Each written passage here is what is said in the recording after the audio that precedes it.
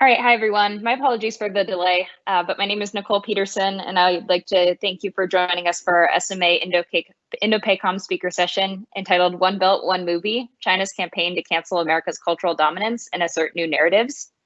I'd also like to thank today's speakers, Dr. Zachary Davis and Mr. Marshall Monroe, for taking the time to present today.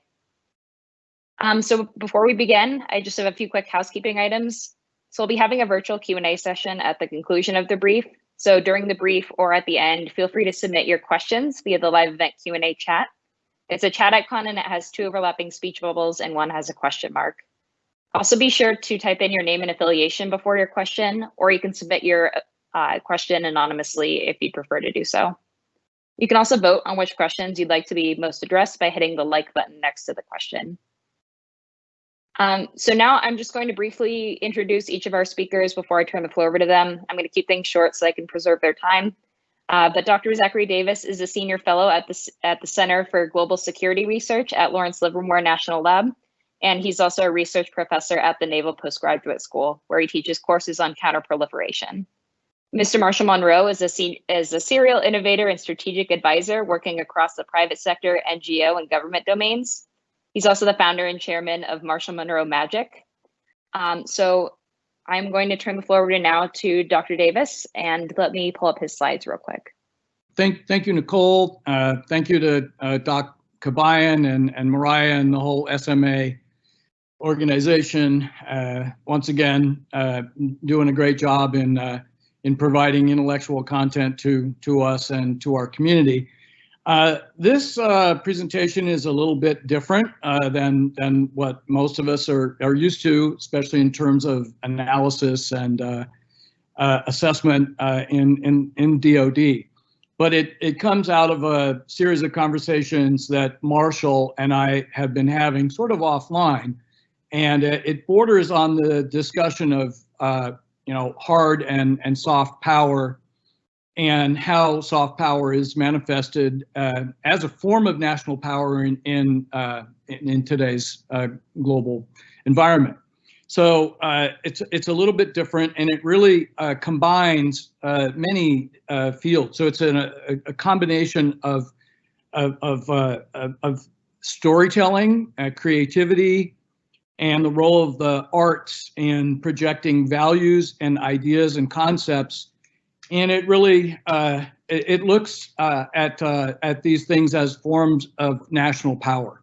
And our basic concept is that soft power in today's world is being I wouldn't say necessarily manipulated, but cultivated and calculated and developed consciously by the Communist Party of China in order to project a new narrative and to replace the pre-existing narratives that have been associated with American predominance in the post-World War II and post-Cold War era.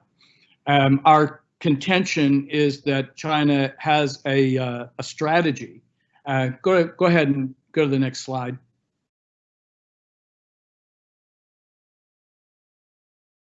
So our argument is that China is pursuing an integrated strategy, and that soft power strategies are meant to accompany the rise of hard power in China's concept of its new global role. And soft power, is in itself a very complex topic, and there are many dimensions to it, and we've focused on movies and media as a primary mechanism for shaping concepts of the future. So go ahead to the next slide, please.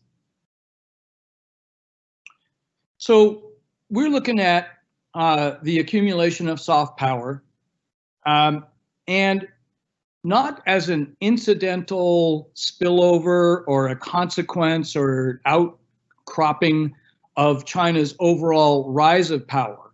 It's not incidental. It is carefully cultivated. It is a strategy. It is a strategy that has been thought through and has been put in place and is being executed by officials and friends of the regime. And Marshall will talk a little bit more about this, but regime-friendly business leaders are very key to this strategy. And to summarize, the main target of this strategy is the United States and the role that we have played in shaping global culture. And the purpose is to eliminate this American narrative and to replace it with a series of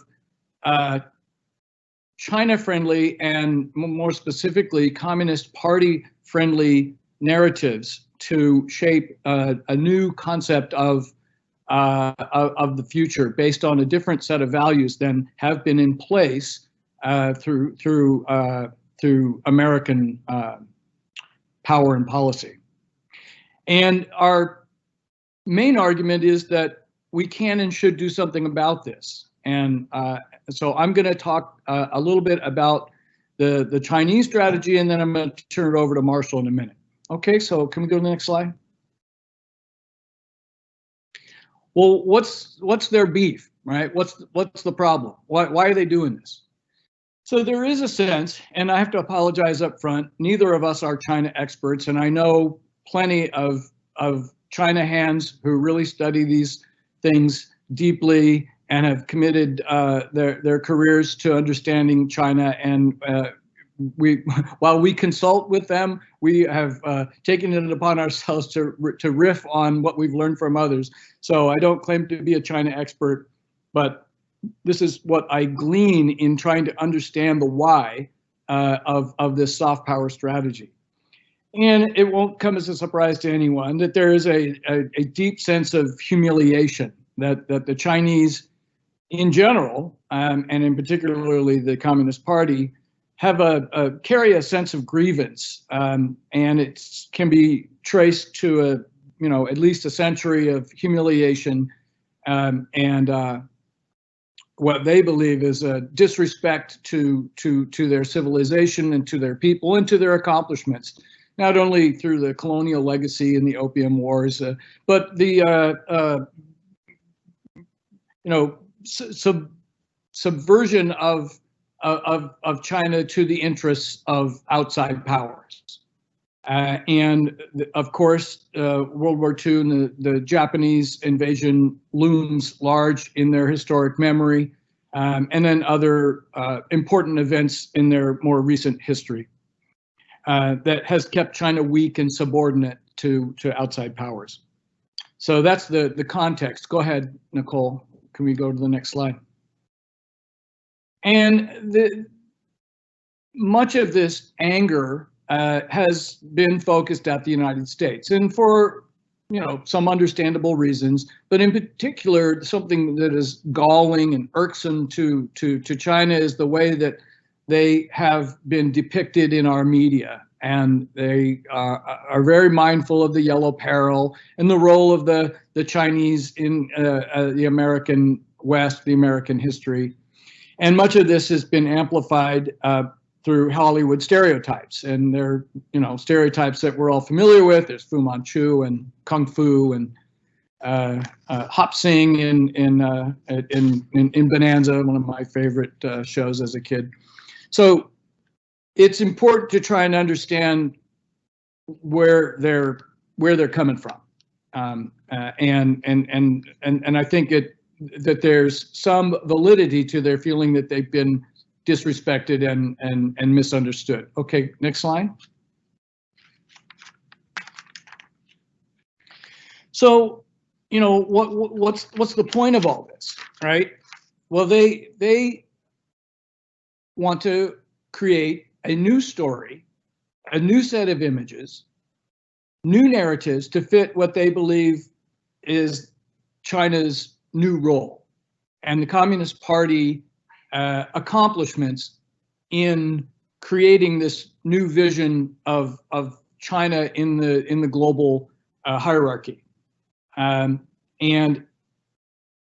they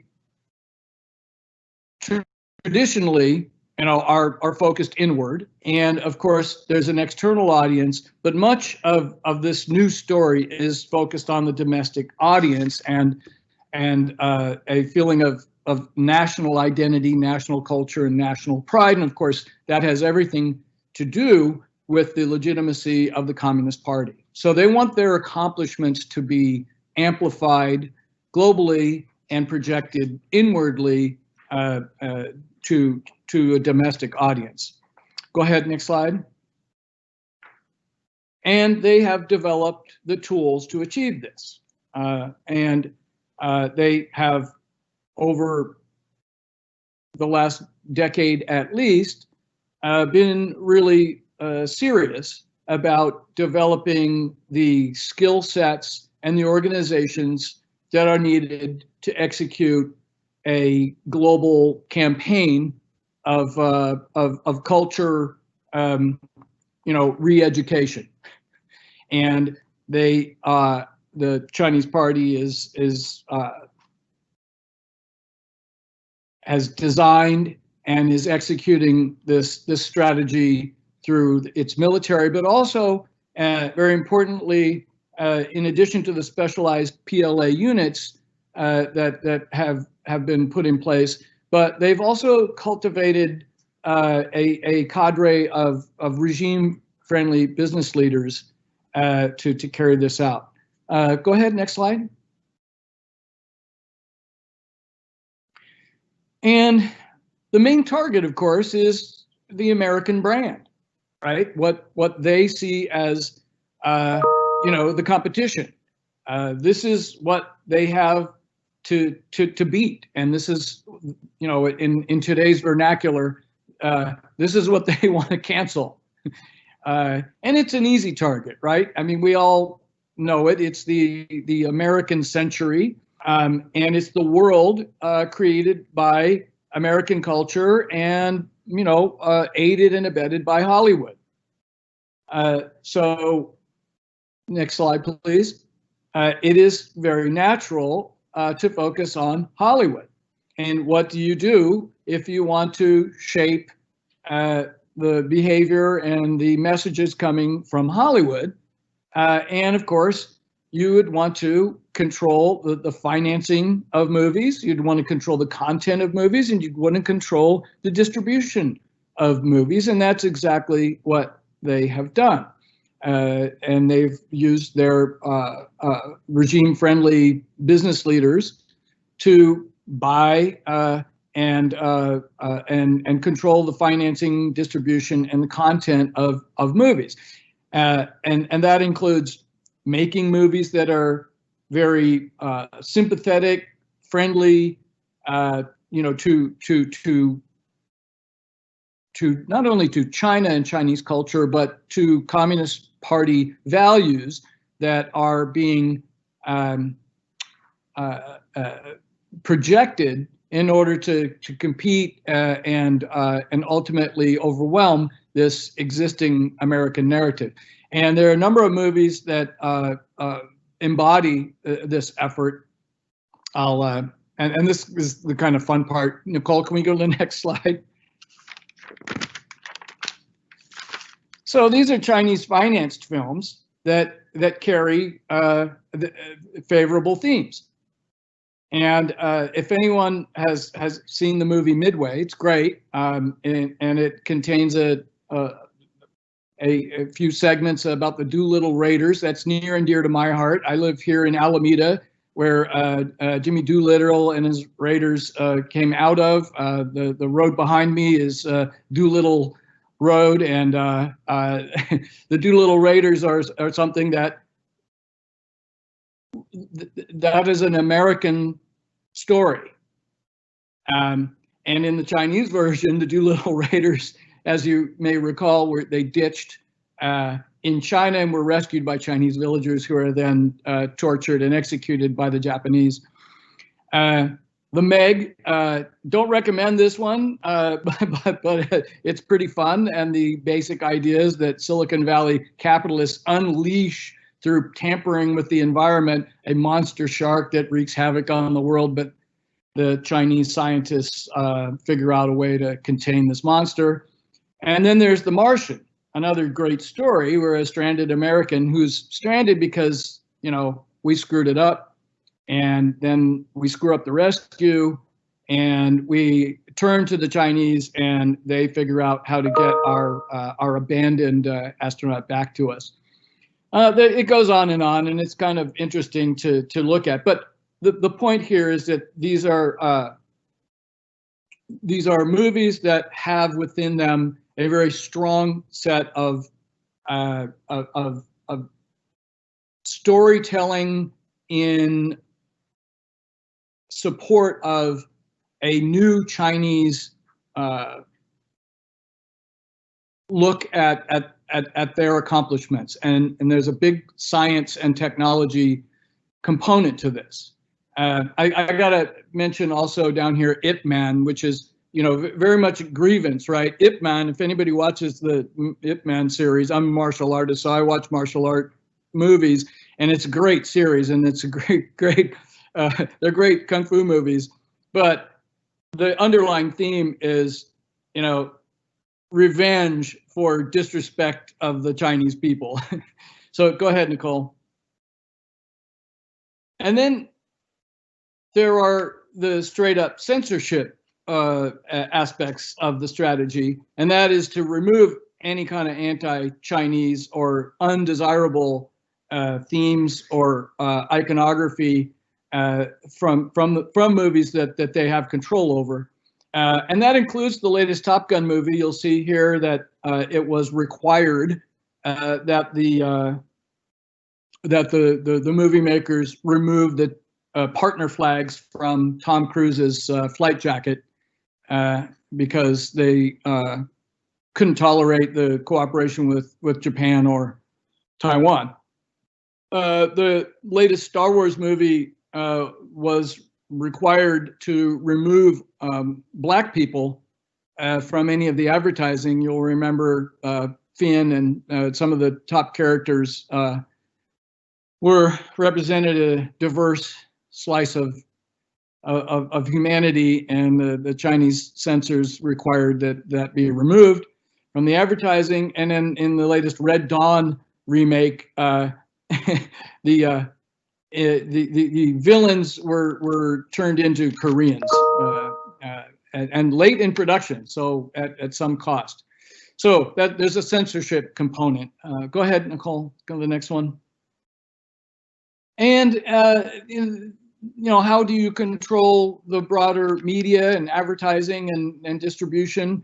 Well, you buy the theaters, you buy the production companies, and this includes some really iconic American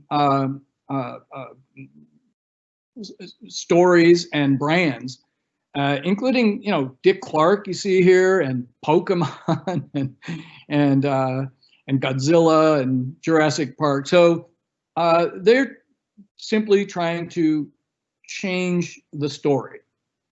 Go ahead, next slide, please.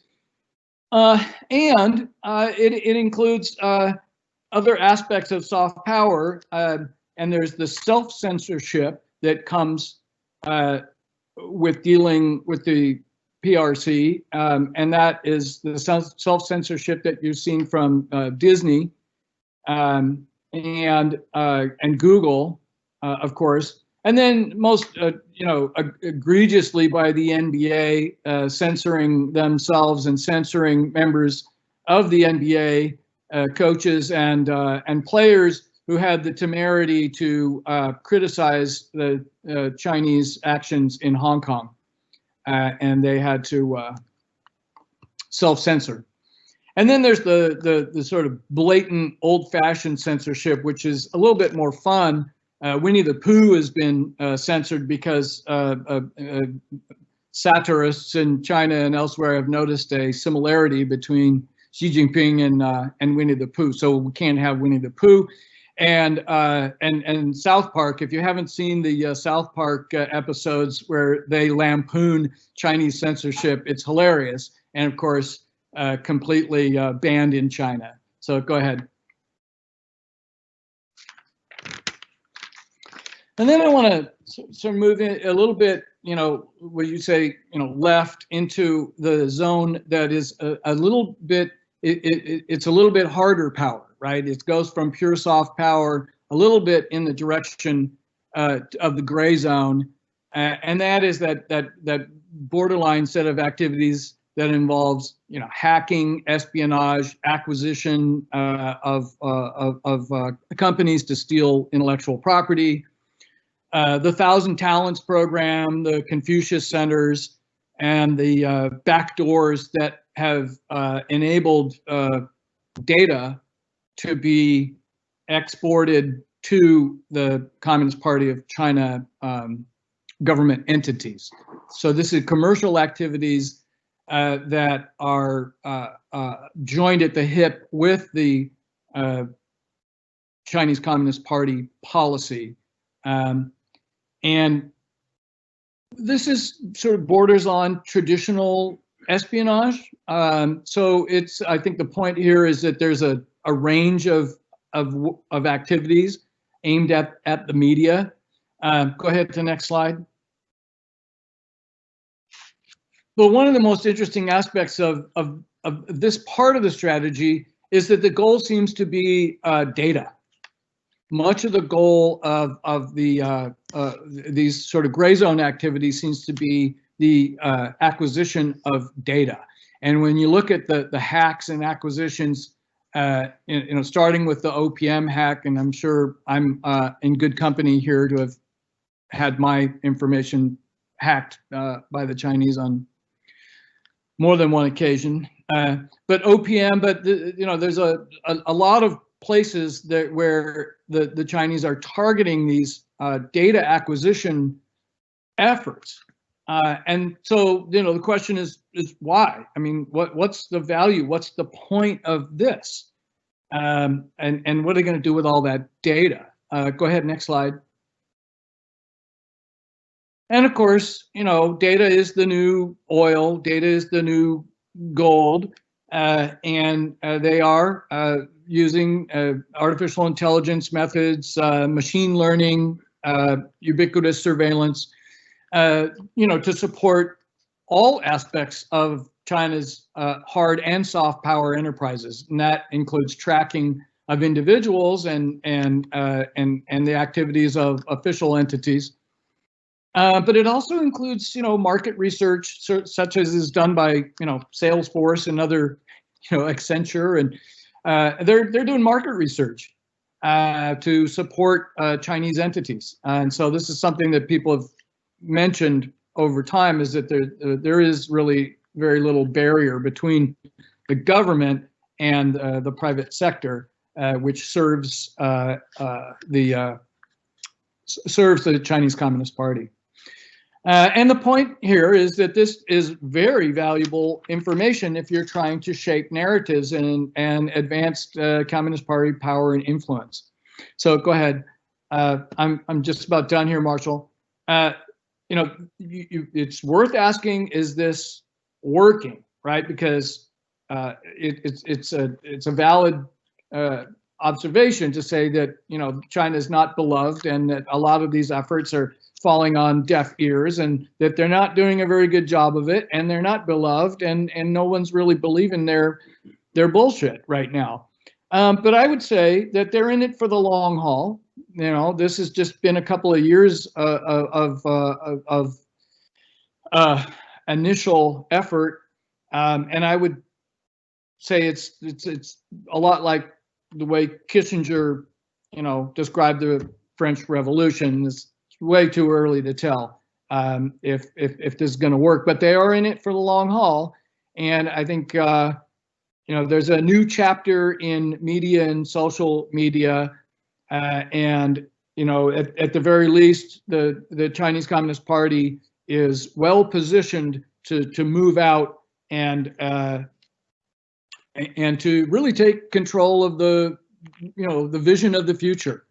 And that raises the question: are we going to sit by and let this happen? We have competed very aggressively and very successfully in this realm in the past, and we have the institutions and the skill sets to do so.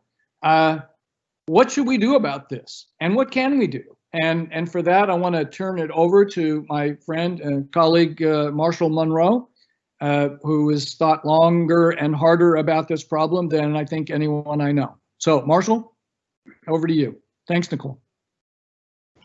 So I wanted to just say hello to everyone. Can you hear me okay? Yes. Okay. I'm very thankful for the opportunity to share some ideas here. I want to just say really briefly as a matter of context, that this is a interesting contrast between Zach and my perspective on this. Zach obviously is an expert in the policy and doctrine and the larger academic principles in play here. My background is more on the private sector side, where we're watching this happen in real time, and not only studying the economic impact and the cultural impact, but also the mechanics, the business mechanics and policy mechanics from just a practical standpoint. So this image here is a visual version of what we see happening, which is that the US and our industrial military complex is focused on kinetic, big industrial concepts of war, which are featured over on the left of this image as a simplified sort of 2D game theory of checkers. And over on the right is what we're seeing coming out of China, which is a much more dynamic, much more psychophysical campaign that has a narrative and storytelling and technology infrastructure character to it, which we just simply do not have. It's like watching the Rocky movie where the bad guy has two arms and Rocky doesn't punch back. So what I wanted to do is just show you a little bit of structurally what we observe from this. I have been working and forming something called the National Center for Soft Power Strategies, where we think about this topic because we're concerned for what the implications are for the younger generations. I want to emphasize that the people on this call probably aren't much of the target for this storytelling. The target for China's initiatives are in the 17 to 24 range, and affecting a whole generation that, for the most part, we aren't aware of the content that they're consuming. That's in the form of TikTok, it's in the form of social media, it's in the form of games, and it's in content realms that people over 50 pretty much aren't paying attention to. So I'm just going to move quickly through here. I want to emphasize that Zach mentioned some historical social causes that might be behind what's happening. We're concerned way more about that this has become a political and aggressive ideological war. And you'll see here, combat in the theater of ideas and values. Our concern is that communism and authoritarianism are being projected in not just a positive light, but in a deceptive light, because they're concealing things like concentration camps, things like the persecution of different people and faith groups. And so this is more than just a sort of historical resentment topic. This is a war for hearts and minds. I want to also clarify that we look at this as soft power being a really broad term, and what we're focused on is the cultural management element of it, which is over on the upper right there. I don't know if you can see my mouse, but we have a really interesting stack here that is assembled and coordinated and organized for the purpose of driving culture. And I also want to emphasize real estate and leisure, because I'm in the entertainment business. Movies and stories have become franchises that aren't just in cinema. They come across as consumer products, as places you go to visit stories. Like if you think of the Star Wars land at Disneyland, I was involved in a lot of the early Star Wars engagement with Disney at Star Tours, the attraction in Tomorrowland. And so the idea of projecting culture is much broader than just cinema, but it also is something that we're seeing amazingly aligned and coordinated strategic plans. So down at the bottom, you'll see what their plan is. The USA is being portrayed as bungling, greedy, selfish, imperialist, and foolish. And then down below, you see China represented as faultless, benevolent, reserved, superior intellect. And the supreme irony here is that they portray the US as imperialistic while they are overrunning proximal countries with the One Belt, One Road initiative. So there's some really interesting content hypocrisy and dangerous disinformation that comes out in order to sustain this confusing picture. One just practical example, I want to make sure that everyone understands. I was talking about this topic a couple years ago when they made this movie called Pacific Rim and used very straight violent uprising and insurrection Leninist imagery. And that was before we started to see what happened in Portland, what we've seen recently, and it's very concerning that this is not theory. This is imagery and patterns of life that are being absorbed and being reflected. And this is a very real concern. I also want to emphasize this simple quote, which is exactly what we're seeing, which is that the ideal way to convert the US into a failed state or into a colony of China is to do so without any kinetic combat. And the way to do that is through storytelling. And so again, as you think about that quote, I remind you of what our mural looks like, and that is how this strategy is playing out. There's no, I want to emphasize, there's no big secret here. It's not like I'm sort of revealing something that is a covert action that nobody could figure out if they just simply connect the dots. But what this is as overt as it gets. They will say publicly that their agenda is to redefine the narrative. Everything that Zach said is boldly asserted in the press, in any media. And so I would encourage anybody listening, this is a real change of how we think about propaganda. It has a sort of historical context for us as being kind of this secret activity, but this isn't secret at all. It's very overt. This is just a quick survey. I think some of you may have seen this diagram, but I just wanted to remind everybody, this is not just movies. This is a technology acquisition strategy. You'll see down there the March of the Fake Billionaires. The reference there is that we are watching this parade of supposed independent entrepreneurial business leaders. But the pattern is very simple to observe, and they're not actually independent. They're actually CPC members. And most recently, of course, you could watch the narrative of Jack Ma and how he was portrayed as this sort of rebel entrepreneur, which our Western press loves to embrace that narrative. And yet ultimately, all they do is they let them do the acquisitions, they fill their bank accounts and let them do the investments. And then the investments are rolled into Bank of China and back to the CPC whenever they decide they want to do it. We have got to start calling out this narrative because it's so obvious if you just stop long enough to look at it. So I want to talk about active things we can do. So the USIA was an agency that was dedicated to combating communism for 50 years. And it was started back in the early 50s with an awareness that this was a very dangerous situation. And they had a big budget. And it was canceled in 1999. And what that did was it created an opportunity. And it took China about 10 years to figure out that we had no defense in the topic of culture.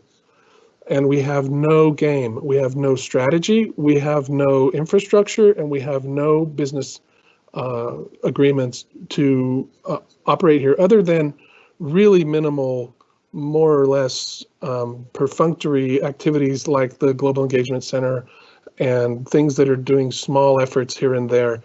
Compared to, keep in mind, the legendary acquisition that China did through the Communist Party and through a company called Wanda was a $3.5 billion cash deal. So the economics here, Zach didn't mention that very much. I'm aware of the economics because we're in the business. This is big business. And if you sat down and said, well, China's going to sort of control content in the world, you'd think that's absurd and impossible. But when you look at the economics and the resources that are being put into play, it's not crazy. So let's talk about ideas. Interestingly, in World War II, the Walt Disney Company was a different company back then. It was run by a man who knew what communism looked like. It was run by a man who had stared fascism in the face by driving ambulance in a world war. And he was willing to participate in providing information to American public and to the world about what needed to happen to stop what was happening in his day. So these are images from Victory Through Air Power. The Walt Disney Company was deeply engaged in communication. Today, we have this self-censorship activity happening where we are all fearful, and I see it all throughout the military and through our government, where they say, oh gosh, we can't be in the messaging business, that we have authorities problems. But that's simply just a non-workable position. We have got to open our eyes to how we solved this problem in the past. And I'm going to play just a few seconds of this sequence. You may get some of the audio. I'm not sure. Nicole, can you tell me, are you guys seeing the video there? I just want people to see some of the beautiful work. We can see the video, we just can't hear the audio. Okay.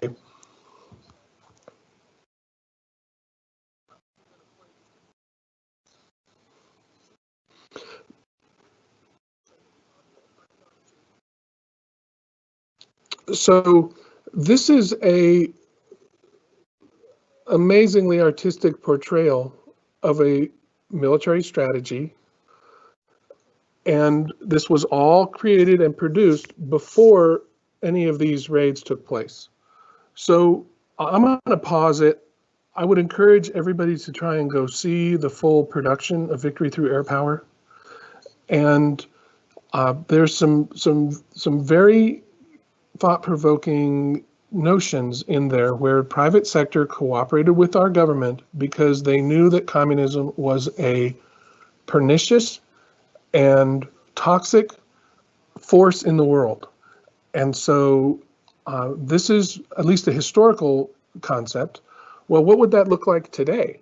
Today, we have technologies, formats, we have means of communication and production and distribution that are science fiction compared to what Walt Disney dealt with.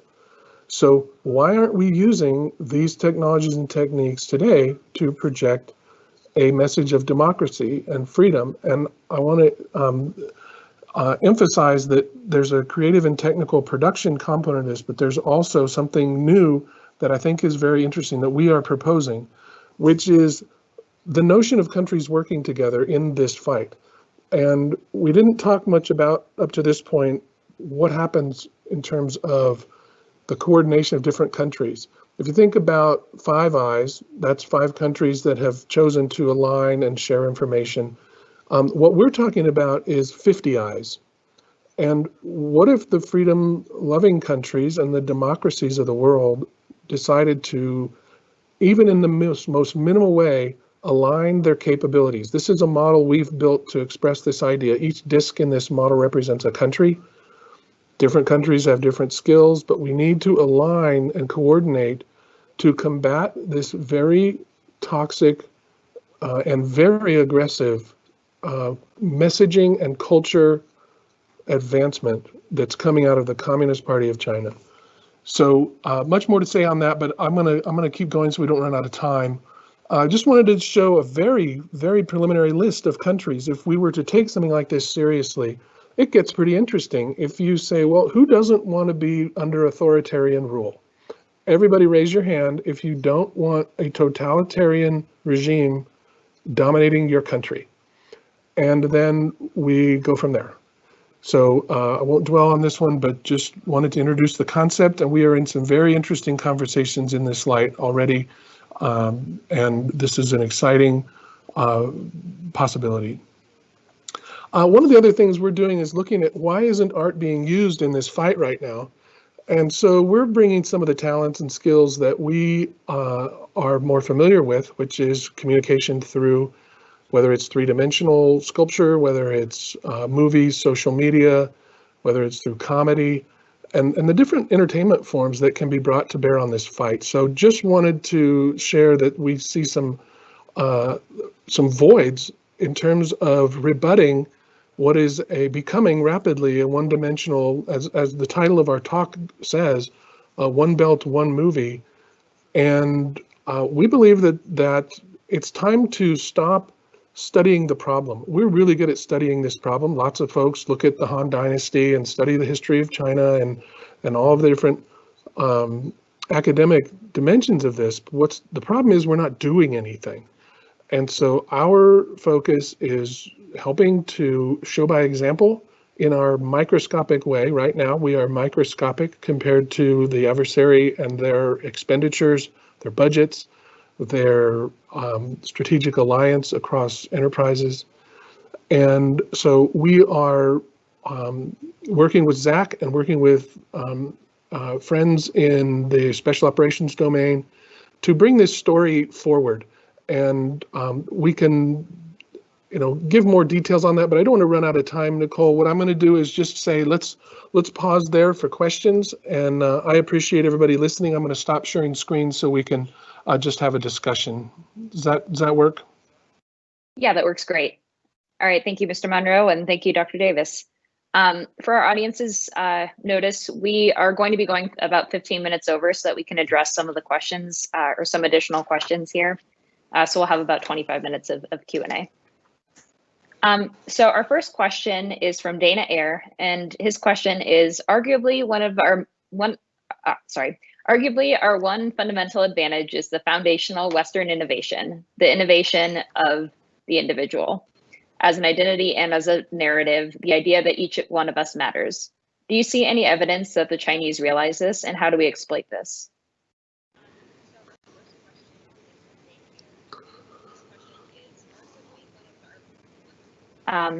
Zach, would you like to go ahead and go first, or? Yes, I mean, what this question shows is really the crux of the issue, and the set of values. Really, this is about values. This is about the value of individuals and freedom, and these stories all encompass that. And that is exactly, I mean, the questioner gets it exactly. How would you, through art and culture, project that core set of values and show that what we believe in, and that we believe that this is the right path for humanity, rather than the alternative, which is being projected, as we've described. So, I guess the answer to the question is you have to believe in something, and me, Marshall, pretty much I think all of us subscribe to that set of values that is embodied in the question. That's exactly the point. And we're confident in our values. We feel committed, and that it's the right thing, both for us and our country and for all of humanity, that the value of individuals and the thirst for freedom. And that, I know, sounds corny and ridiculous, but what do you believe in? And as Marshall laid out, we did this before. And we know how to do it, and we truly believe in it, and that's why Marshall and I won't let this go. For that, the point of that question is why we're doing this. Yeah, and if I can add to that, a couple things. One is, we're talking here about something very fascinating, especially for the policy experts that are probably on this call. And it's referred to in China and the Communist Party strategy circles as military-civil fusion. And this is a confusing, very foreign concept to us. We have a institutional bias that you don't gray the boundary between those two. We have a private sector, we have a government. And what's happened is they have mastered the blurring of that line. And in fact, I would argue that that line actually doesn't exist at all. The companies that they portray as companies are not companies. They're all financed and backed and by the actual party. And so one of the things we've done in our efforts, which I won't go into now, is we've been doing an exercise to define a baseline of values that we think freedom-loving countries share. Now, we have our version of that, which comes from American history, but there's something bigger. There's something way bigger that goes back to early ideas of democracy in the first place. What is human? What is human social cohabitation? What are the principles of that, and how do you manage the individual versus the collective? And so we have been writing something called How the West Was Won, and we use ONE instead of WON, and the idea is, what are the singular, foundational, unifying principles that we need to articulate clearly? And it's a really beautiful, artistic, and deeply philosophical topic. We have to, step back from sort of what I might call party politics in certain ways, in terms of, how big should government be? What are the different functions of government that some people agree on or don't? But if we zoom out, we are able to find some unifying questions and themes. And so I just mentioned that as being this is intellectually fascinating, as well as real time as it gets. We can pick up any newspaper this morning and see the results of how we're not winning this fight. So I'll stop there.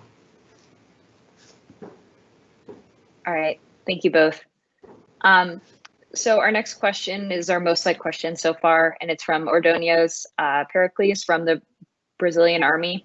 And the question is, what about the influence of Chinese soft power on opinion makers, especially the international press, including the American press? Here in Brazil, the Chinese state is already advancing over the press, in particular buying shares in TV companies. Is it clear that the opinions of Brazilian journalists, it is clear that the opinions of Brazilian journalists are already favorable to the Chinese state. What about in the United States? Yeah, I'm Zach, you want to take that one first? Great question. All I can do is to heartily, strongly agree and to say that this is the phenomena. It is worldwide. It is moving forward, and we really need to offer some alternatives. Otherwise, it's a vacuum, right? And the Chinese understand that there's an opportunity for them to shape and globally, and this is exactly the point of Marshall's idea of a federation of freedom-loving peoples. And Brazil would be, as a rising global power, would be sort of on the first tier. Yes. This is a like-minded, powerful nation that has a natural affinity and alliance to the United States. We share so much. This would be a really fruitful alliance, and we could, the depth of Brazilian art and culture, and it's is really probably one of the most powerful tools available to put forward, right? I mean, it's got such a deep and attractive culture that this is exactly the kind of thing that needs to be put forward to counter this this alternate narrative. Sorry, it's a great question, and yeah, I'd like to add a couple things. This is, I think you're putting your finger on as we live and breathe today, one of the most important areas of this conversation, and we need to move it closer to the center, because you're right, we are a little bit light on emphasizing it. I will say, again, as I refer back to the Walt Disney legacy, Walt Disney was actually funded by the US government and through some different sort of vehicles to take a group of artists to South America. He flew around South America with these artists. The person who asked this may already know about this, but it was simply because our intelligence infrastructure had figured out that Nazism was taking root in South America, and it was a goodwill tour, and it was intended specifically to align, to build friendships, to tell stories, and just like Zach said, there's an artistic component to this, to lock arms in an artistic and cultural way, and not to dilute the beauty and significance and independent character of different cultures. But if you look back at what Walt Disney was doing, we can learn so much. If you think about Small World, that little show with that song that just sort of drills into your mind if you stay around it too much, was an amazingly beautiful concept, and is today, I encourage you to go look up the words. There's just one moon and one golden sun, and a smile means friendship to everyone. Though the mountains divide and the oceans are wide, it's a small world after all. Incredibly moving, beautiful artistry around this topic. You start to see him doing the Lincoln robot show. Mr. Lincoln, we aren't being very creative about our use of robotics today. I mean, with all due respect to, the little bit of dancing that's coming out of Boston Robotics and that kind of thing, it's sort of frivolous and lacking in something that I would call substance. We have got to bring back together the message of survival as a planet with artistic technology and communication, media forms and skills. And that's what we're asking for. Back to journalism. I just can't say strongly enough that this is a problem and it needs careful attention. We have got to, because the 2021 version of journalism has become science fiction, and it is in need of government support for fact-based reference information. And we need to get innovative and creative about how we do that. And we need to also be creative about when we're seeing facts that are not true. And that has lots of implications. It has implications for what's on the screens at our airports. I'll just drill on that one simple topic. What gets to be on those screens and why? And is it true what those different outlets are saying? And we have had a fictitious concept we're playing with, which is that the South China Morning Post is just an arm of the Communist Party. So that's what they call state media. And we need some innovative ideas about what is state media, what is independent thought, and what are facts. And right now we have another piece of that construct, which is called black box algorithms, in the form of social media software that is controlled by a very small number of people who have their own opinions and biases and confirmation requirements. And so this is a big topic. I think it's fascinating to watch some discourse. I think we need a revival of the journalism as a profession. I think Glenn Greenwald, people may know him. He's a pretty interesting guy who's thinking about this topic and writing about it and courageously going out and questioning some of the standards that are being executed today. So thank you for the question. Huge topic, and we couldn't agree more that it is critical. And hopefully this Free World Federation concept is a place for that kind of conversation and maybe some synergies and course correction. So I'll stop there. All right, thank you, Mr. Monroe. I'm going to bring another big topic to the foreground now, because I feel like it's especially salient in today's environment. So someone asks, or someone questions if this presentation was put together before the Capitol invasion of January 6th, where the CCP, which the CCP has used against the U.S. for propaganda. And do the events on January 6th of this year throw any new light on what you've said today? I'm happy to make a comment about that. I think what I will say is, because there is still information to be gained, if you look back to that slide I showed of rising up, and if you think about information operations, information warfare, influence warfare, the goal at the sort of macro level is to find two different fringes and set them against each other. And insurrection is the goal, independent of which side you're trying to incite to that kind of activity. So what I'll say is, the reason I showed that Rise Up poster from Pacific Rim, which was, by the way, in communist colors, it was yellow and red, it was subversively China state colors, was to normalize violent insurrection. That's part of the narrative that is part of the strategy. And I would say, I'm not picking a political side here. I'm saying the notion of violent insurrection is being normalized by their narrative machinery. And this is very dangerous. And so, so this presentation was 99% prepared before this recent event.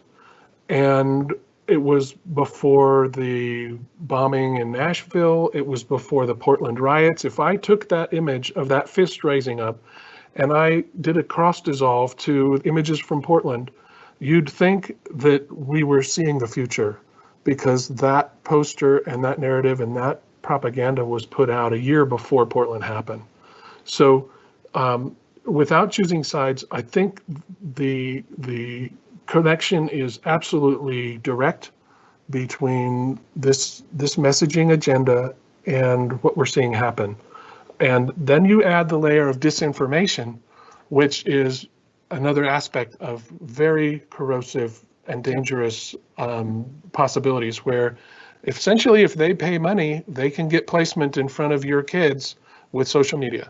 It's just purely a business decision, and the intention can be on the hard left, it can be on the hard right. The point is that by paying the gateway business interests, whether that's Google, whether that's Facebook, Twitter, whether that's Amazon, and so the digital version of this sowing of discontent and grievance-based violence is very real. And so I'll stop there. Zach, you want to add anything to that? Yeah, just a little bit of context for our working together, and that is that we came together a couple of years ago on a project that I'm doing for SOCOM on innovation and creativity, and how to integrate rapid innovation and creativity into the team structure. And we've been working on a book that is just about done, that was commissioned by SOCOM on this, and that's where we found the sort of common cause in Marshall's part of that project was to handle the creative and artistic aspects of the gray zone competition, and his chapter, it lays out a lot of this in the book that will be out soon. So I'll offer up that we'd love to provide copies to anyone. It's U.S. government publication, so free. All right, thank you both. It looks like we have time possibly just for one more question. Okay. So this question is from one of our audience members, nicknamed The Q, in Washington, D.C. And the question is, culture is a dimension of national power missing from our doctrine. We focus on diplomacy, information, military, and economy. As a government, we don't control our cultural power projection simply because those are owned and driven by the private enterprise. So logically, to counter the cultural attack, we would revisit the public-private partnership framework. How do we envision such an approach for the coming decades, especially given the tremendous and intricate financial ties between China and the US? Perfect. Beautiful. Zach, I'll start off. How about that? Yeah. Thank you. And you're at the heart of this topic. It is a policy ultimately that needs to be very quickly reevaluated. And I mention the Disney stuff a lot, mainly not because I'm a big Disney fan kind of guy. It's because it can give some comfort to the idea that we used to do this very well. And we had vehicles, they had the First Motion Picture Group, there were different entities like the USIA that were designed to facilitate this unified, coordinated, synergistic media and entertainment content strategy. What we lack right now is strategy. What I've seen in all of the work I've done, the reason I've started the National Center for Soft Power Strategies is we seem to lack the thought process that is going to reintegrate culture. You've said it perfectly. It is missing. So the good news is we do have people who want the best for democracy. We have been duped by these kind of propaganda forces into thinking that everyone is scared to say anything. We're not scared. I'm here as a private sector guy to tell you I am not scared. And I also am not sitting here saying, oh, my government sucks and we're a bad country and we're all terrible. So that has been perpetrated as a umbrella fog of war that is dangerous. And so we have got to rethink the strategy, but we also need to not just germinate and ruminate on the strategy. We need to actually do some stuff. The reason I showed you that sculpture was to say those are hands moving clay. It's meant to be a metaphor for you that we need more hands moving clay, and we better get busy fast because our 17 to 24s are consuming TikTok nonstop during COVID, and they are being programmed, and there are algorithms behind the scenes that are moving and prioritizing messages, and it's happening as we speak. So I'll let Zach give some closing comment. Well, again, really only to say that a public-private partnership has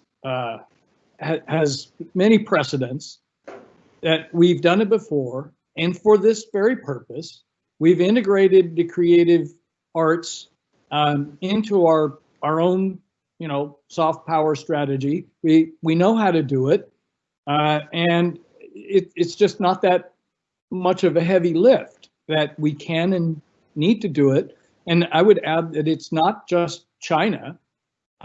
It's others as well that are projecting different images of the future, and it's related, of course, to the sort of tectonic changes in the global distribution of power and the erosion of that post-World War II world, the American century, that is based on institutions and values and a set of structures that the United States took a leadership role in creating, and that's coming apart. That's not really debatable. I mean, and the question is whether we can go in and sort of shore up the broken timbers, or we need to start fresh. But we certainly can't sit idly, and watch as everything that we believe in is comes under assault as it is. And so it's a call to arms. And I think if the government were to try to reach out to the private sector and to the creative communities, they'd find willing partners. And so I just don't. Yes. And that's why Marshall is, we talked a lot about how to, partner and which part of the government should host such an entity and how we could go about it. And we've had discussions with different elements of the government. And then Marshall in sort of typical private sector fashion, said, to hell with it. I'm declaring the soft power center. It's in my house. It exists now. Okay? How about that? So it's one of those things where you can just do it if you want. I know, and I'm a government guy. I'm saying, I don't know if you can do that, Marshall. And Marshall said, it's already done. It exists. So yes, we can do it. One thing I would love to leave everybody with that's still on here is a movie reference. So, this is one belt, one movie was our topic, and here's the movie reference. We, through the closing of USIA and through our more or less overemphasis on CT in the last 20 years, have succeeded in creating the first 2/3 of a Rocky movie. Okay, so picture the moment in the movie when he's down, and it's not pretty. In fact, it's really ugly. That's where we are today. I want to be very clear. This is not, I'm not going to sort of varnish this. We are getting punched every day in the face, and we have one arm down at our side because we've chosen to not lift it. It's a really strong arm. We have the best creative talent in the world here because of our culture, and it's because of our upbringing and how we think. So let's create the last 30 minutes of that film, because that needs to happen, and it needs to happen soon. We did it on D-Day. We did it in World War II.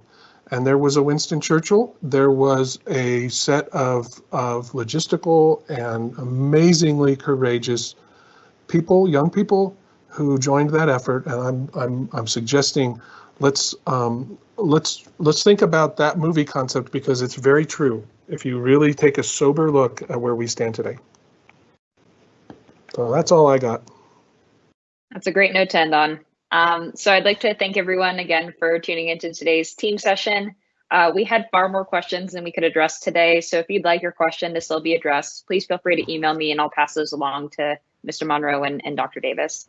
But thank you both for such an insightful presentation today.